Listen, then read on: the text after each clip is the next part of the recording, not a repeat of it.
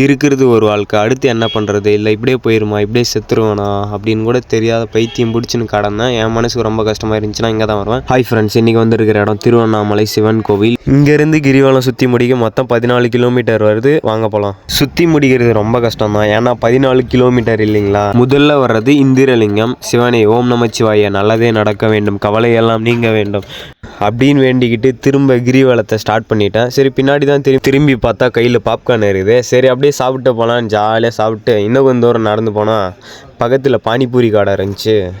அதை பார்த்தா நான் விடுவேனா, சாப்பிட்டே ஆகணும். ஆனால் செம்மையாக இருந்துச்சுங்க உண்மையாக.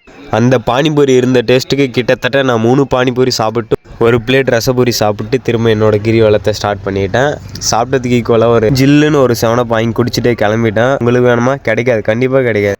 நடு ரோட்டில் ஒரு எருது ஒன்று இருந்துச்சுங்க, பார்த்து பயந்துட்டேன். அவ்வளோதாங்க, கிட்ட வந்துட்டோம். ராஜகோபுரத்தை நெருங்கிட்டோம். கோபுரத்துக்கு கிட்ட போக போக புதுவிதமான நம்பிக்கை வருதுங்க. என்னால் முடியாதா அப்படின்னு அவள்தான் வேண்டிட்டு அப்படியே வீட்டுக்கு கிளம்பிட்டாங்க. நீங்களும் என் நிலமையில் இருந்தால் தாராளமாக போயிட்டு வாங்க, கண்டிப்பாக சரியாகும்.